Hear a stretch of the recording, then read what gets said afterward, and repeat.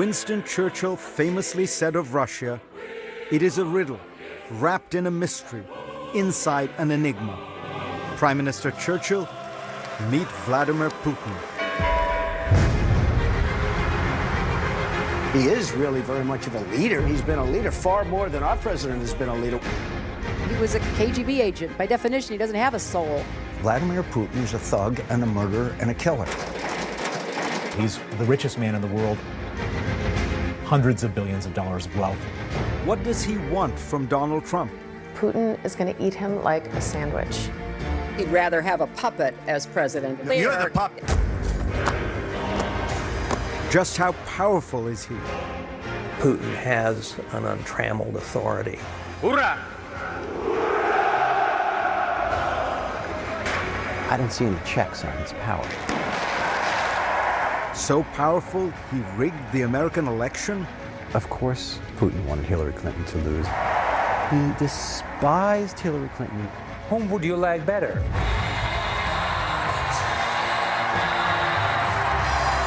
Of the world! While Russia celebrates, Americans ask, what does he want? And is he really the most powerful man in the world? December 5th, 1989. It was a cold night in Dresden, East Germany. And it would change the course of Vladimir Putin's life.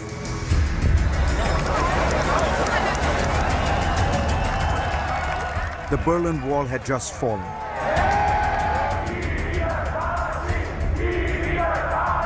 All over East Germany, angry crowds roamed the streets, lashing out at symbols of communist rule.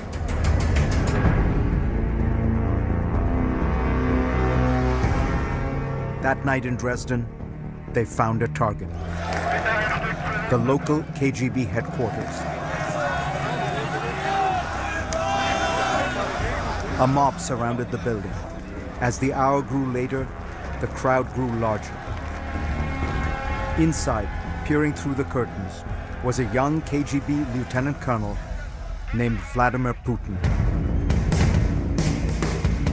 He was terrified that they were going to storm the building. Putin was a junior officer, but the boss was away. He was in charge. The Berlin Wall had come down, police weren't going to help, and he called for instructions. Desperate for help, Putin dialed KGB headquarters in Moscow, over and over again.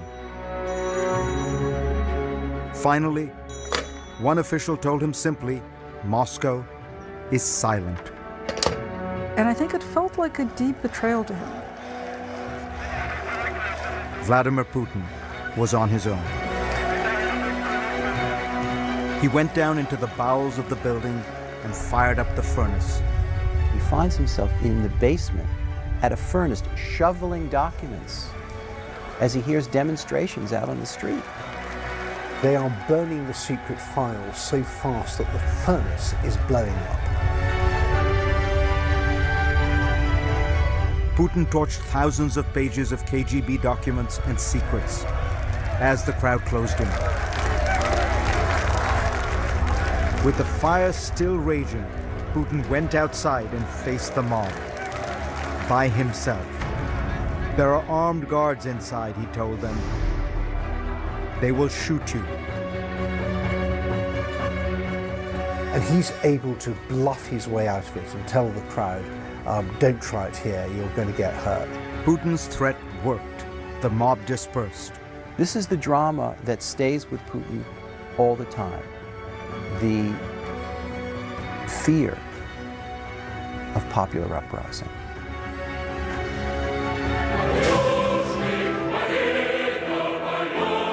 Vladimir Putin quells that fear with absolute control. This is what control looks like.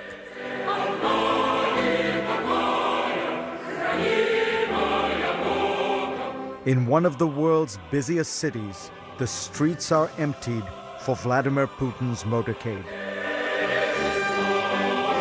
12 million people simply disappear on Putin's inauguration day.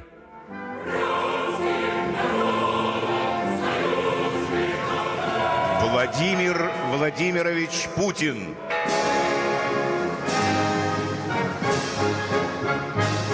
The event was perfectly produced for Russian television. Every detail flawlessly planned.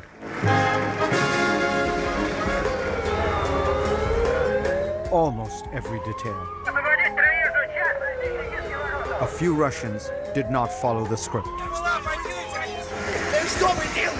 Literally a block away from his inauguration was a cafe called Jean-Jacques, where the opposition liked to gather and drink wine and drink coffee.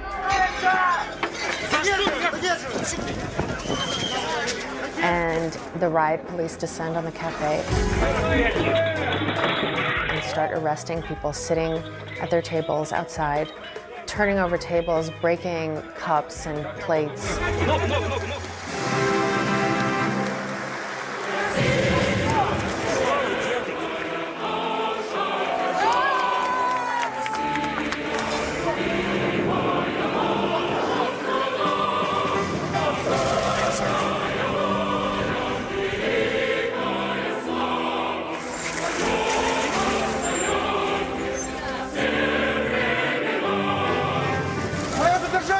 The crackdown was not shown on Russian television. For 94% of Russians, their main source of news is television.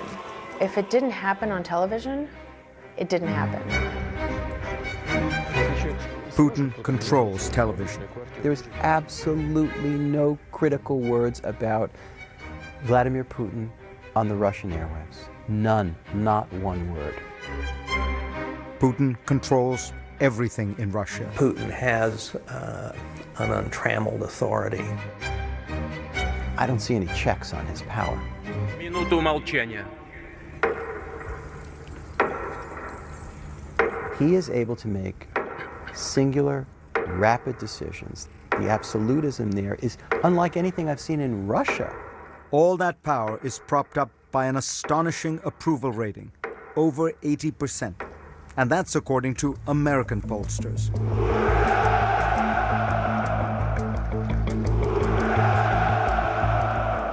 Donald Trump wins the presidency.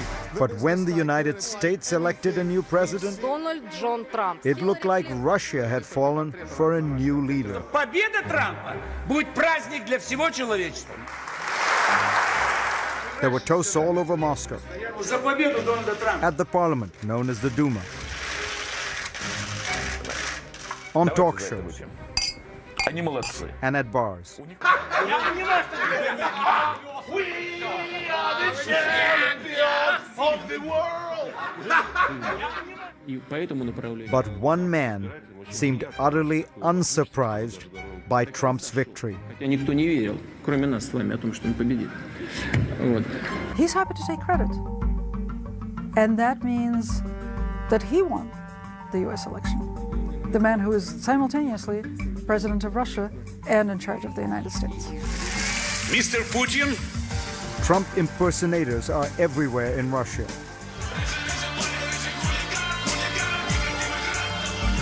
Я люблю Россию, но ты ничего не докажешь. You're fired, you're fired, you're fired.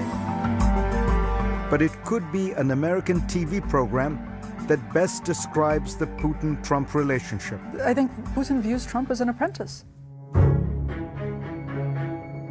At the heart of all this are some deadly serious questions. Does Vladimir Putin have some kind of hold over Donald Trump? Did he tamper with the American elections? I tried to ask him.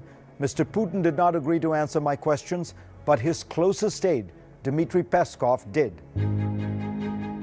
The answer is very simple, no. You're humiliating yourself, saying that a country can intervene in your election process.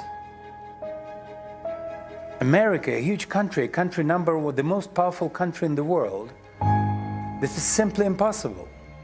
We will get at the truth of all this, but to do that, we need to go back to the final days of the country Vladimir Putin loved.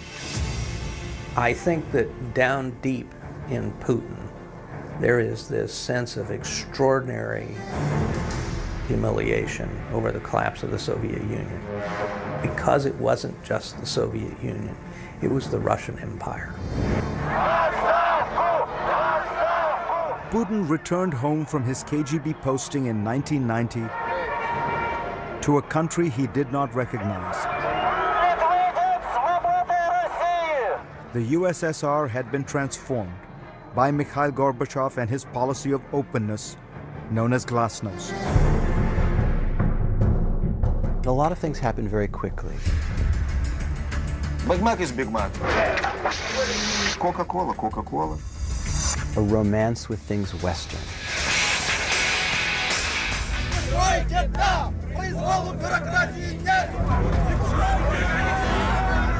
Freedom came fast, and it exposed the rot at the heart of Soviet communism. Across the Soviet Union, hundreds of thousands of people began demanding democracy and national independence. It was once again what Putin feared most. The people rising up. And finally, the people won. Tonight in Moscow at the Kremlin, the red flag of the failed Soviet Union at last came down, and the flag of Russia rose. 300 years of history erased. Soviet institutions like the KGB simply ceased to exist. Vladimir Putin views the breakup of the Soviet Union, as he said himself, to be the greatest geopolitical tragedy of the 20th century. It was a traumatic time, and it sparked a profound change in Vladimir Putin. He became a politician, deputy mayor in his hometown of St. Petersburg. It was not a big job, but Putin clearly had big dreams.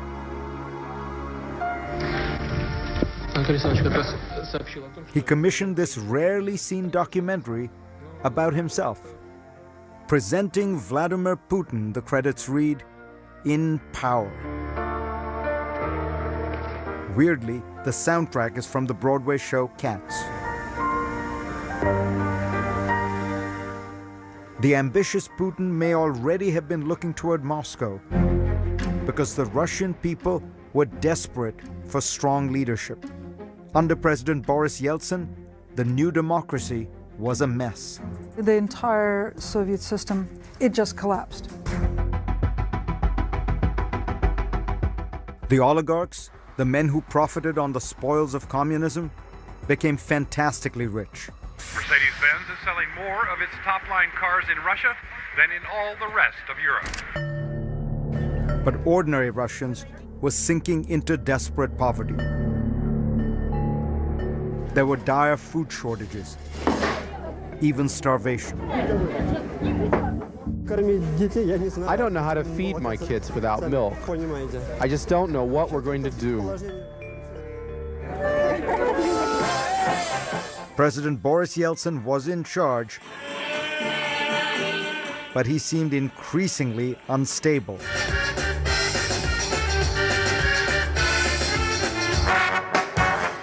He is drinking. He's barely being propped up. Russians began calling for a new leader. They were tired of the embarrassments of Yeltsin. Waiting in the wings was Vladimir Putin. He had taken a job in Moscow in the Kremlin hierarchy, and he had risen through the ranks with lightning speed. From city bureaucrat to Kremlin superstar. He had just become acting prime minister when it became blindingly clear the country needed a new president. So when Yeltsin was ready to topple over, and they settled on Putin because they knew that Yeltsin could retire and not be put in jail. Boris Yeltsin was notoriously corrupt, but Kremlin power brokers wanted to protect him. So the deal was made. The deal was made.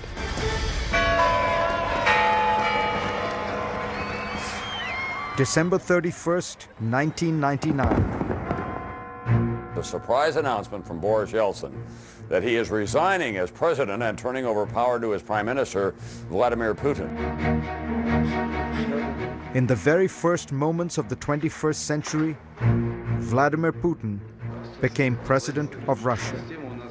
His first words: "We live in a competitive world, and we are not among its leaders." And right away, Putin began to change his country. He joined soldiers on the front lines of the war in Chechnya. He reassured Russians that better times were ahead. I think we'll get paid and we'll have work. The country quickly fell in love with Vladimir Putin. The #1 song in Russia was called "A Man Like Putin." He's just very, he's beautiful man, you see?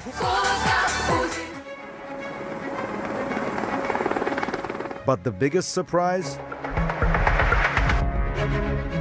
America also loved Vladimir Putin. President George W. Bush thought he'd found a kindred spirit. I looked the man in the eye. I found him to be very straightforward and trustworthy. I was able to get a sense of his soul.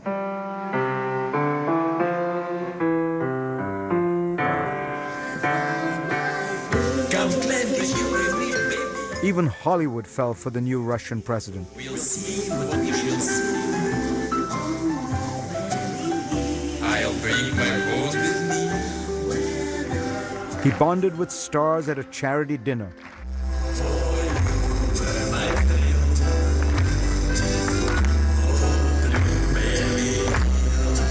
But the honeymoon would soon come to a crashing halt.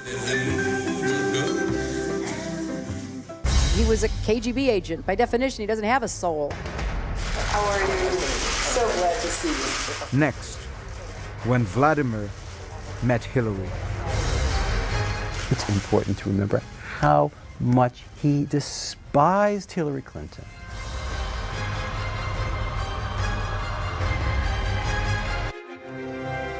How many times will she leave her mark?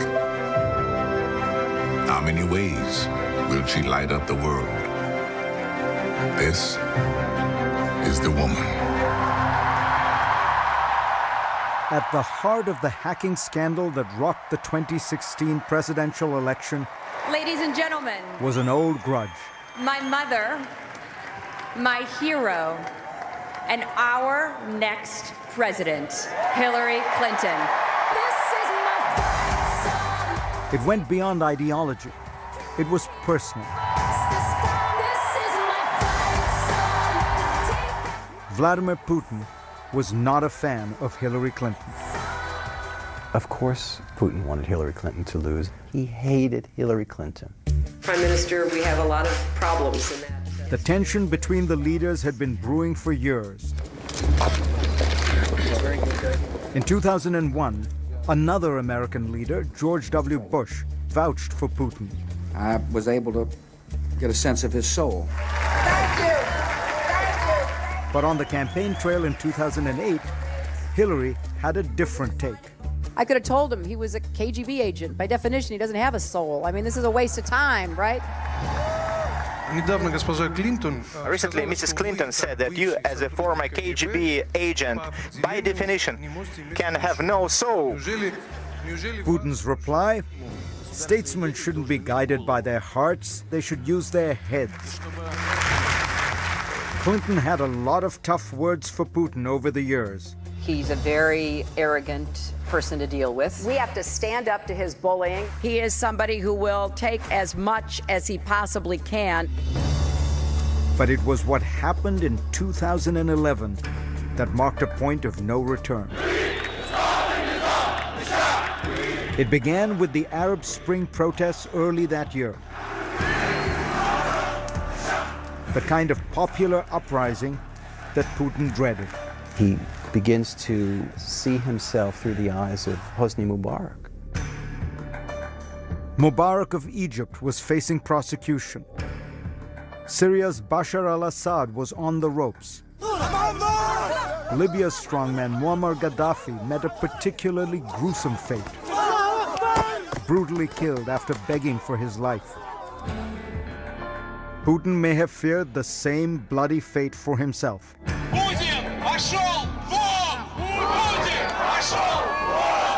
Just a few weeks later, rebellion arrived in Russia.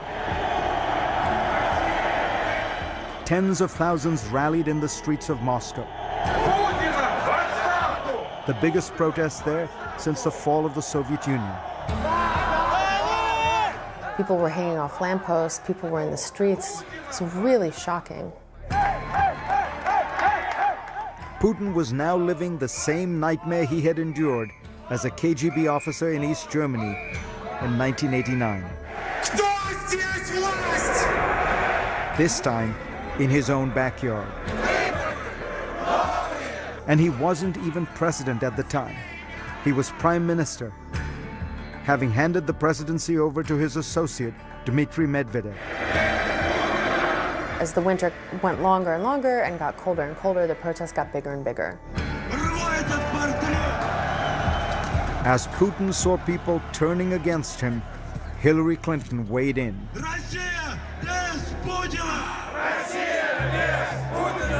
The Russian people, like people everywhere, deserve the right to have their voices heard and their votes counted. When Putin hears something like that, I imagine he hears Bush talking about Saddam Hussein. He hears that as, they're coming for me. There he goes! They're trying to drive me from power. And what the hell do you know about my people and whether they deserve to have their voices heard? Like, I'll tell you if they should have their voices heard. Russians had a lot of reasons to be angry. Vladimira Putina на должность президента страны. That fall, it was announced that Putin would run for president again, for a third time. That meant he could potentially rule Russia until 2024. Some people said, oh my God, I'm gonna die with this guy in power. A few months later, the elections for Russia's parliament were a farce. We do have serious concerns about the conduct of the elections. Hillary Clinton called out the election rigging. I don't think she realized quite how badly that was going to go down. With his back against the wall,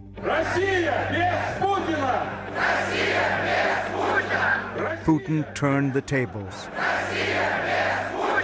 He blamed the protests on Hillary Clinton, claiming that she was the one who incited them with her complaints about the election. There are growing restrictions on the exercise of fundamental rights. Quote unquote, she sent a signal. That was his words.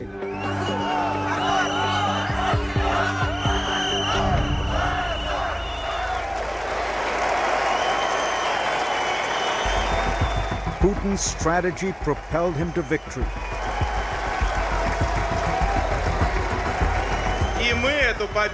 In March 2012, he won re-election handily, fighting back tears after a tense fight to maintain his power. Мы показали, что нам действительно никто ничего не может навязать. He may have won the day, but Vladimir Putin never forgot about the woman who had kicked him when he was down. Do you think he'd resolved, you interfered with my elections, two can play this game? I think that that's the line of thinking that led him to the intervention. I mean, I'm totally convinced the Russians were meddling and intervening covertly.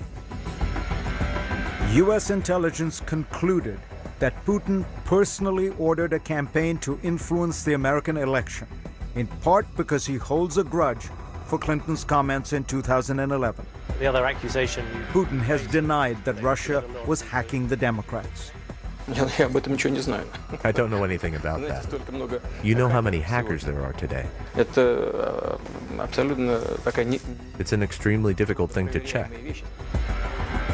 The Russians allegedly focused their attack on a particularly weak target, the Democratic National Committee. You could have broken into the DNC with a can opener. This took less work to get into the DNC's computer systems than it took the Watergate burglars to get into the DNC offices back during the Nixon campaign. More than 1,900 emails released. In the middle of a tight race, The leak revealed transcripts from some. embarrassing emails mysteriously leaked from the Clinton campaign were all over the news. WikiLeaks has released a new batch of Another stolen round emails. of stolen emails. The Clinton campaign knows this could be a. This latest leak, pretty much a Trump dream come true. Donald Trump was delighted by Clinton's misfortunes. Russia, if you're listening, I hope you're able to find the 30,000 emails that are missing. Donald J. Trump will become the 45th president of the United States, defeating. In the end, America's election went Putin's way. I've just received a call from Secretary Clinton. Hillary Clinton was quite negative about our country and her attitude. It wouldn't be bad to get along with Russia, right? It wouldn't be bad. And to the contrary, the other candidate, Donald Trump, was saying that we have to find some understanding. When people like me, I like them. Even Putin. Whom would you like better? This is not the outcome we wanted. Hillary Clinton suffered one of the most shocking defeats in American history. I know how disappointed you feel because I feel it too. At least in part, some observers say, because of the alleged hacking operation. This is painful, and it will be for a long time. Putin had apparently avenged his old grudge. So help me God. Congratulations, Mr. President. And he may have achieved even more. The 45th President of the United States. If Donald Trump is in some way compromised, if the Russian government has something that it feels has on him in terms of leverage, that's a very serious thing. I don't suggest for a second that I have the answer to this question, but we can't just let this matter drop. Up next, a prominent Russian opposition figure has been shot and killed in... 4 of the shots hit him in the back. Right out in the open, just blocks from the Kremlin. the story Vladimir Putin might want the world to forget.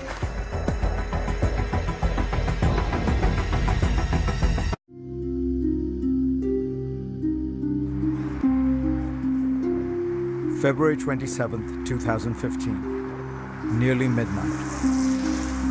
A man and woman walk across the Bolshoi-Moskovetsky Bridge, right next to the Kremlin, a highly monitored area littered with surveillance cameras. All those cameras, but amazingly, this grainy, faraway video is the only footage that exists of a critical moment in recent Russian history. Inside the circle are what a Moscow TV station purports to be Boris Nemtsov and his girlfriend. Nemtsov was, of course, the well-known Russian opposition leader who led the protests in 2011. The station says that while this snowplow hides the two from camera's view, Nemtsov was killed, shot 4 times in the back. A prominent Russian opposition figure has been shot and killed in... 4 of the shots hit him in the back. Right out in the open, just blocks from the Kremlin. So, who murdered Boris Nemtsov? Это позорное явление. Трагическое и позорное. Vladimir Putin condemned the killing, calling it shameful and impudent. And 5 Chechens are currently on trial for murder, but the court case plods along. In the meantime, doubts remain. The assassination was extremely professional. Russian-born journalist Julia Yoffe says that only one group could be that professional. Nemtsov's girlfriend, who he was walking with, didn't realize he had been shot until the car was already driving off. It was quick and professional, and nobody has that kind of training outside the government. Senator John McCain takes it one step further. Vladimir Putin is a thug and a murderer and a killer and a KGB agent. He had Boris Nemtsov murdered in the shadow of the Kremlin. This is personal insult. This is a lousy behavior from a politician. That is Putin's top aide and spokesman, Dmitry Peskov. It's nonsense. It's nonsense. There is nothing to comment on. Over the course of Putin's time in power, his regime has been accused of involvement in the deaths of many of its critics, including the journalist Anna Politkovskaya and the former KGB agent Alexander Litvinenko. The scholar of Russian studies, Stephen Cohen, responds. There's not a shred of evidence, there's not a single fact to sustain these allegations, but they take on a kind of folklorish reality. Тут господин Путин сказал. The allegations that Putin might have played a role in Boris Nemtsov's murder may stem in part from the evidence that Nemtsov had been accumulating against the president. Nemtsov was about to reveal information that would prove Russia's involvement in the conflict in Ukraine. That Ukraine report was released a few months after Nemtsov's murder. But there was an earlier Nemtsov report published in 2012 that also was embarrassing for Putin. It claimed the president had 43 planes, 15 helicopters, and 4 yachts at his disposal, including one super yacht. Then there are the palaces. Nemtsov's report says there were 20 presidential palaces available to Putin at any time. One of the palaces, known in the press simply as Putin's Palace, was said to be worth $1 billion. This is not true. This is actually perverted commenting of reality. Putin's spokesman, Dmitry Peskov, says every world leader, especially the leader of a nuclear power like Russia or the United States, has access to state-owned homes and planes and helicopters that are safe and have secure communications. Of course, he uses these vehicles, this plane, these residences, but it's not his property. The rumors about his wealth, the rumors about the palaces, has nothing to do with reality. It's just lies. The rumors of Putin's wealth, well, some of them are simply staggering. And some people, including myself, believe that he's the richest man in the world or one of the richest men in the world. Bill Browder was once the largest foreign investor in Russia. Now he's one of Vladimir Putin's toughest critics. We talked in 2015. You really think Putin is the richest man in the world? I really think that. And I'm not just saying that crazily. Estimate his net worth. 200 billion. Really? I believe that it's 200 billion. That would make Putin almost 2.5 times wealthier than the man whom Forbes says is the world's wealthiest, Bill Gates. All these rumors, all these accusations about billions and billions of dollars as his fortune, this is not true. Don't believe in that. He's got nothing. He's got what he writes in his personal financial declaration every year. Putin's most recent financial declaration says that he personally owns less than half an acre of land, a roughly 900 square foot apartment, and a 200 square foot garage, into which maybe he puts the vehicles listed in that document. A vintage Russian sedan, a Russian 4x4, and a trailer like this one. The document does not say how much Putin has in the bank or in investments. Top U.S. Treasury official Adam Zubin talked to the BBC. I'm not in a position to give you figures, but what I can say is that he supposedly draws a state salary of something like $110,000 a year. That is not an accurate statement of the man's wealth. But if Putin was getting rich, he surely wasn't the only one in Russia. Take this statistic. In 1996, when Putin had just moved to Moscow and begun his climb to the top, there were no billionaires in all of Russia. By 2014, Russia had 111 billionaires, according to Forbes. And while Moscow now has multiple Bentley dealerships to satisfy its bevy of billionaires, the average wage in Russia is less than $450 a month. That's lower than the average wage in China, according to Stratfor. Vladimir Putin!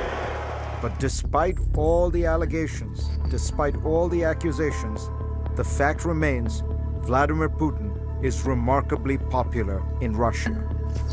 Why? We'll tell you when we come back.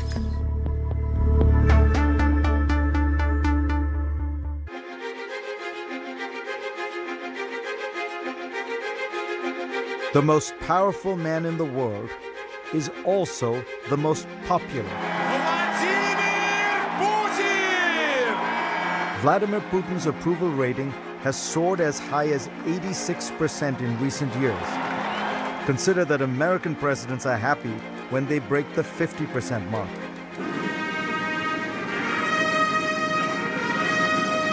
How has he done it? Partly, it's the cult of Putin. He has mastered the art of the manly photo op. He rides horseback bare-chested, finds ancient treasures underwater.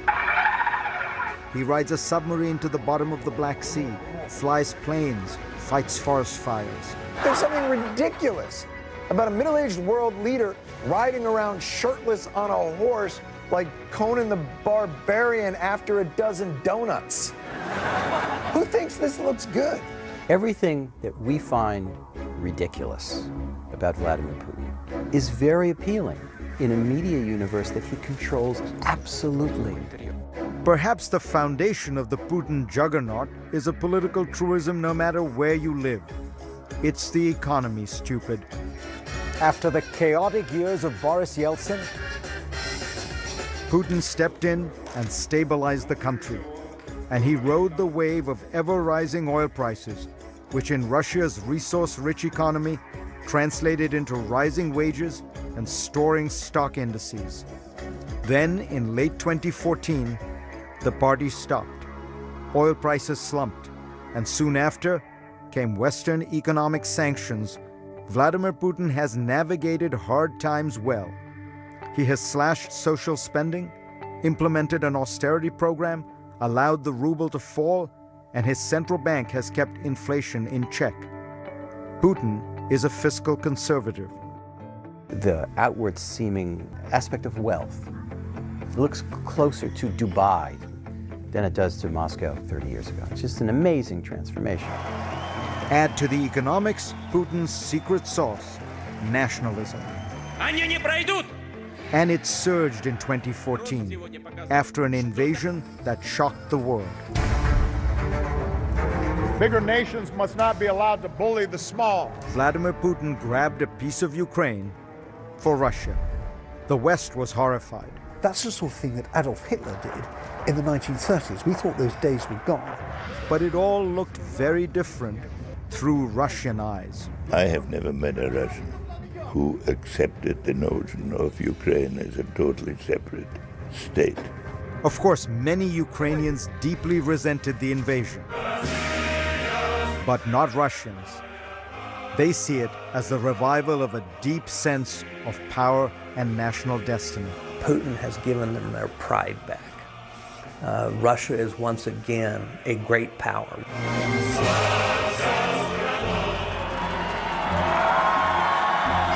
Putinism is an ideology of social conservatism, of anti-Westernism, but above all, of national power.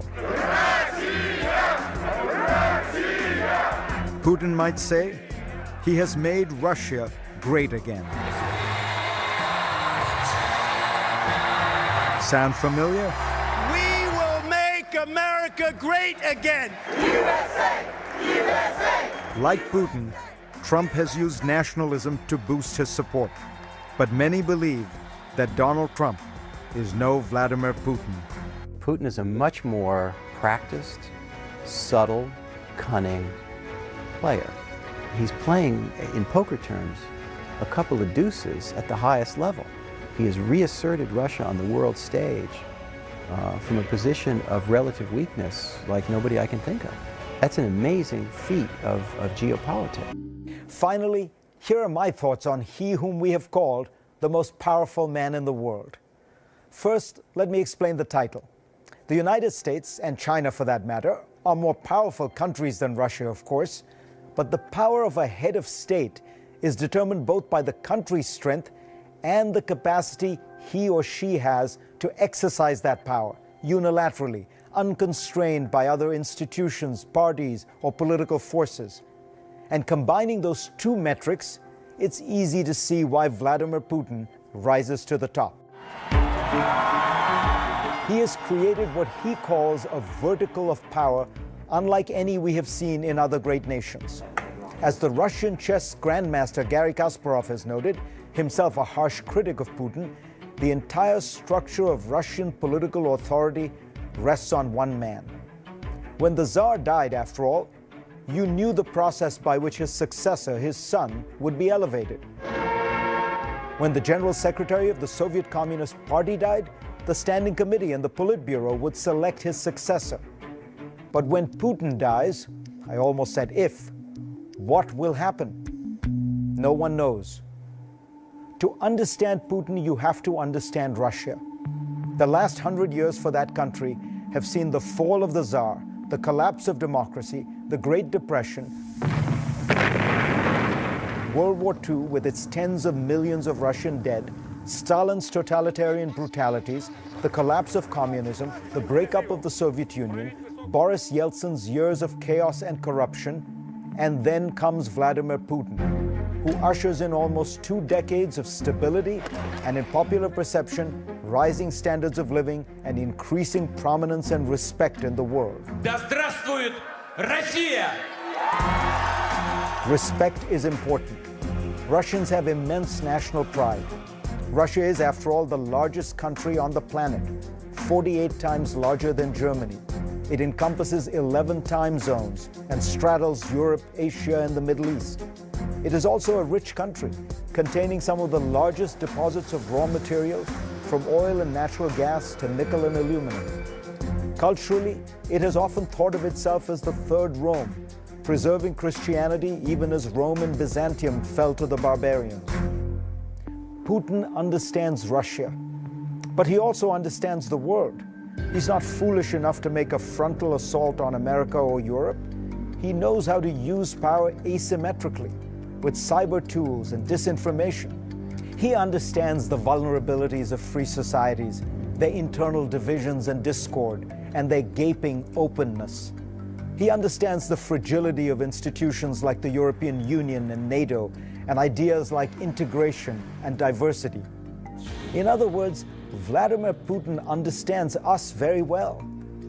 The question is, does Donald Trump really understand him?